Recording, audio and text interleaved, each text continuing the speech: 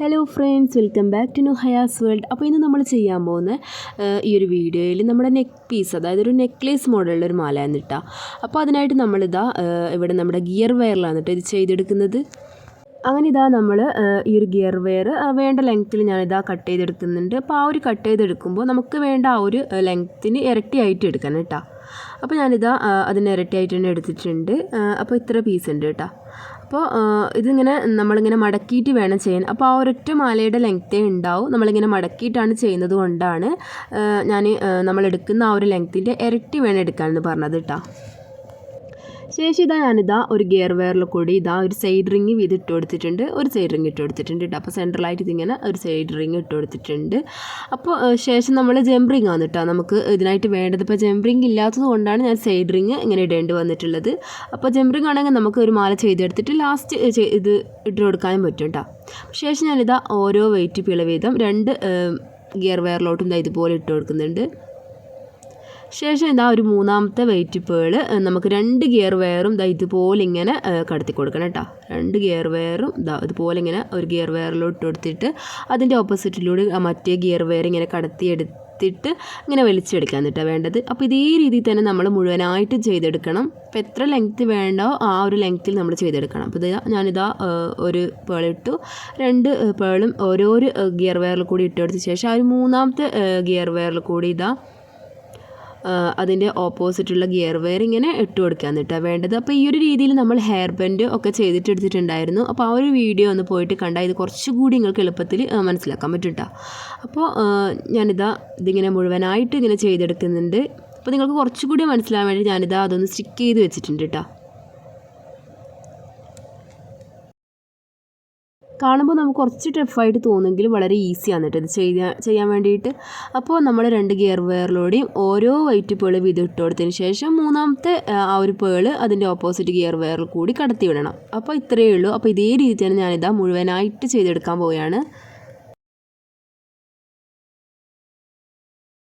അപ്പോൾ ഇത് ഞാനൊരു നെക്ക് പീസായിട്ടാണ് കേട്ടോ ചെയ്യുന്നത്, ഒരു നെക്ലേസ് മോഡൽ. നിങ്ങൾക്ക് വേണമെങ്കിൽ ലെങ്ത്തിനനുസരിച്ച് ലെങ്ത്ത് കൂട്ടിയും കുറയ്ക്കൊക്കെ ചെയ്യാം കേട്ടോ. അപ്പോൾ ഇത് നെക്ക് പീസിലായിരിക്കും കുറച്ചുകൂടി ഭംഗി ഉണ്ടായിരിക്കുക. അപ്പോൾ അതുകൊണ്ടാണ് കേട്ടോ ഇങ്ങനെ ചെയ്യുന്നത്. അപ്പോൾ ഞാനിപ്പോൾ ഇവിടെ ഗിയർ വെയർ എടുത്തുകൊണ്ട് തന്നെ നിങ്ങൾക്ക് ഗിയർ വെയർ തന്നെ ചെയ്യണമെന്നൊന്നുമില്ല. കട്ടിയുള്ള നൂലുണ്ടെങ്കിൽ നിങ്ങൾക്ക് വീട്ടിൽ ഇല്ല സാധനങ്ങൾ വെച്ചിട്ട് കുറച്ച് ബീഡ്സും അതുപോലെ തന്നെ കട്ടിയുള്ള നൂലൊക്കെ എടുത്തിട്ട് നിങ്ങൾക്ക് തന്നെ ഇത് വീട്ടിലൊന്ന് ചെയ്ത് നോക്കാൻ പറ്റുന്നതേ ഉള്ളൂ. അപ്പോൾ നമ്മളിതാ ഇതുപോലെ ഇങ്ങനെ ടൈറ്റ് തന്നെ ഇതിങ്ങനെ വലിച്ചു കൊടുക്കണം കേട്ടോ. അപ്പോൾ ഇങ്ങനെ ടൈറ്റിൽ വലിച്ചു കൊടുത്തിട്ട് വേണം നമ്മൾ നെക്സ്റ്റ് അതിലേക്ക് ആ ഒരു ബീഡ്സ് ഇട്ട് കൊടുത്തിട്ട് ചെയ്തെടുക്കാൻ വേണ്ടിയിട്ട്.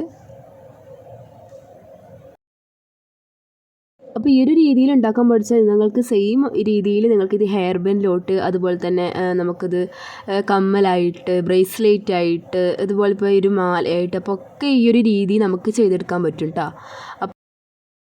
കുറച്ച് ടൈം ഇതിന് വേണം കേട്ടോ. അതിൻ്റെ ആ ഒരു എഫേർട്ട് നമ്മൾ ഇട്ട് കഴിഞ്ഞാൽ അതിൻ്റെ റിസൾട്ടിൽ ഉണ്ടാവും കേട്ടോ അത്.